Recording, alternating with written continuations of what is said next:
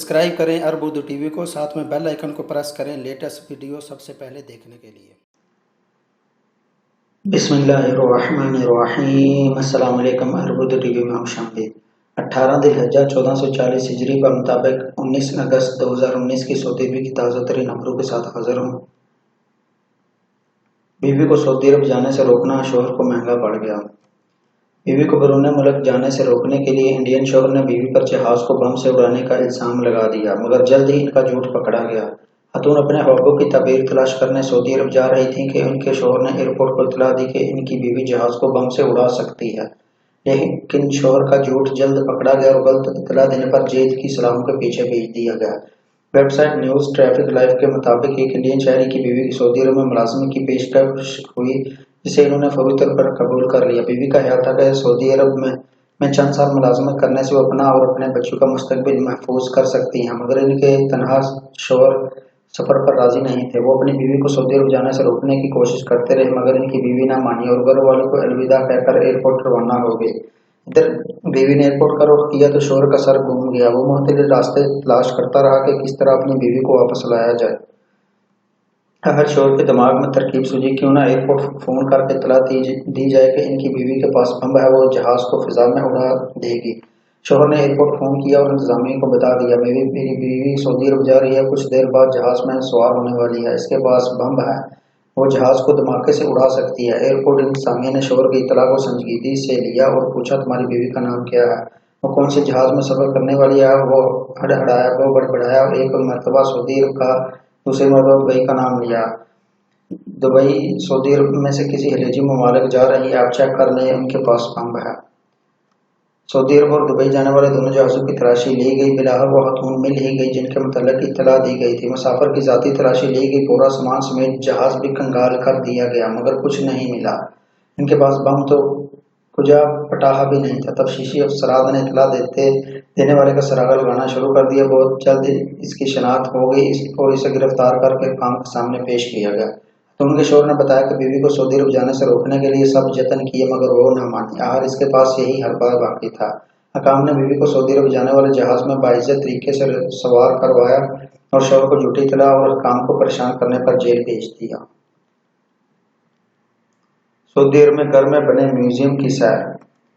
Saudi अरब के वस्ता शहर ओदा सदीर के मकाम पर एक सदी पुराना मकान अपनी तरीही नवादरात की बदौलत म्यूजियम में तब्दील करके तारीख और तहजीब रफ्ता की यादगारों को जिंदा रखने की मुनफरिद कोशिश की गई है। अल अरबिया.नेट के मुताबिक ओदा सदीर में वाक़ ये मकान तरीही बैतुल हुसैन के नाम से मशहूर है। इस घर में एक सदी कबल आम अशिया के इस्तेमाल की अशिया महफूज की गई हैं। मस्जिद की पुरानी यादगारें, बर्तन और बहुत कुछ इस मिट्टी के गरुंदे में महफूज ज़ायरीन को माजी की यादों में गुम कर देता है। बैतुल हुसैन 93 साल पुराना है। इस घर के मकीन कोई लोग नहीं बल्कि एक जदीद आलम दीन और मुअल्लिम कुरान शेख साद बिन मोहम्मद बिन हुसैन थे, जो शहर के खतीब और इलाके के गवर्नर भी रहे।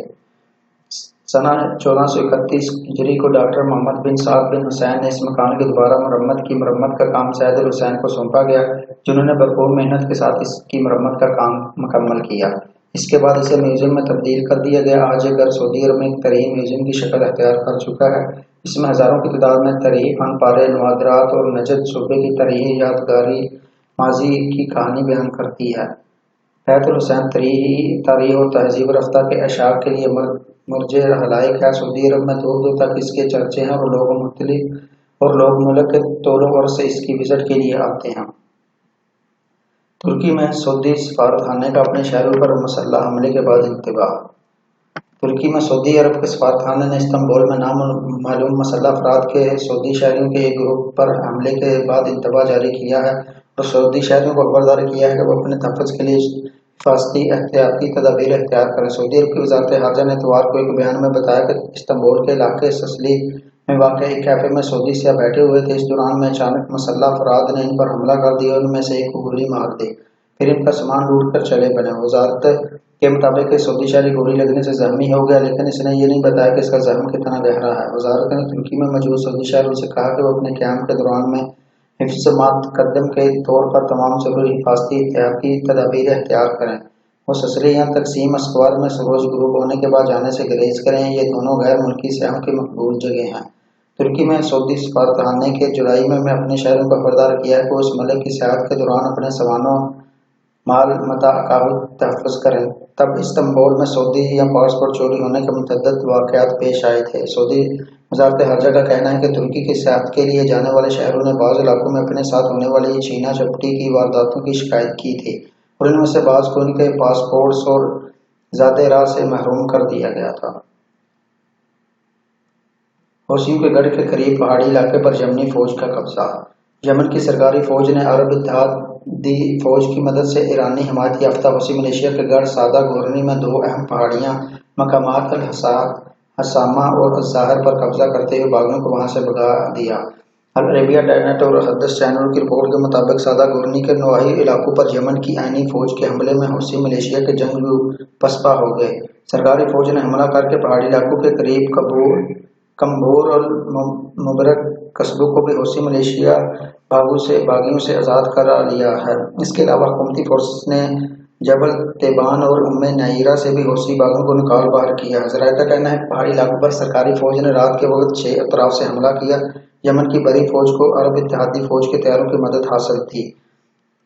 عرب اتحادی فوج اور یمنی فوج سادہ گورنی کا 8 محاذوں سے محاصرہ کرنے کے بعد اس کی طرف پیش قدمی کر رہی ہے۔ ادھر ہفتے کے روز شمالی سادہ کی باکم ڈائریکٹوریٹ کے متعدد علاقوں کو باغیوں سے چھڑا لیا۔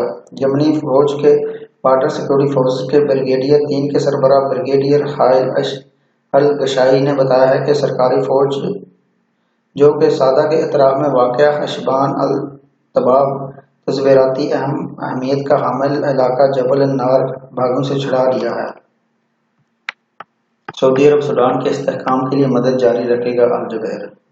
سعودی عرب کے وزیر مملکت برائے خارجہ امور عادل الجبیر نے کہا ہے کہ سوڈان میں فوج اور سیاسی قوتوں کے درمیان سمجھوتہ ملک کی تعمیر نو اقتصادی اور دفاعی ترقی کے اعتبار سے اہم سنگ میل ہے۔ ان کا کہنا ہے کہ سعودی عرب سوڈان کے استحکام کے لیے ہر ممکن معاونت جاری رکھے گا۔ انہوں نے کہا کہ سعودی عرب نے سوڈانی قوتوں کے درمیان مصالحتی معاہدے میں اہم کردار ادا کیا ہے۔ ان کا کہنا ہے کہ سوڈانی قوم کو بیرونی مداخلت سے بچنے کے لیے مل کر آگے بڑھنا ہوگا۔ یاد ہے کہ کل ہفتے کے روز سوڈان کی فوج اور اپوزیشن جماعتوں نے عالمی وفود کی موجودگی میں ایک ترقی سمجھوتے پر اتفاق کیا۔ ترقی معاہدے پر اپوزیشن کے اہم دربی اور عسکری کونسل کے محمد حمدان دگلو المعروف حمیدی نے دستخط کیے۔ اس موقع پر مصری وزیر اعظم سعودی عرب کے وزیر مملکت برائے خارجہ امور عادل الجبیر سمیت کئی عالمی شخصیات موجود تھیں۔ تو ناظرین، یہ رہی سعودی عرب کے پچھلے 24 گھنٹوں کی اہم ترین خبریں۔ ویڈیو پسند آنے کی صورت میں اسے لائک کرتے ہوئے فیس بک، واٹس ایپ اور ٹویٹر پر دیگر دوستوں کے ساتھ شیئر ضرور کریں اور کمنٹ باکس میں اپنی قیمتی رائے کا اظہار ضرور کریں۔ نئے آنے والے دوستوں سے گزارش ہے کہ جاتے ہوئے چینل کو سبسکرائب کرتے ہوئے بیل آئیکن کو لازمی پریس کریں تاکہ ہر آنے والی نئی ویڈیو کی اپڈیٹ آپ کو ملتی رہے۔ ویڈیو دیکھنے کا بہت شکریہ۔ السلام علیکم ورحمۃ اللہ۔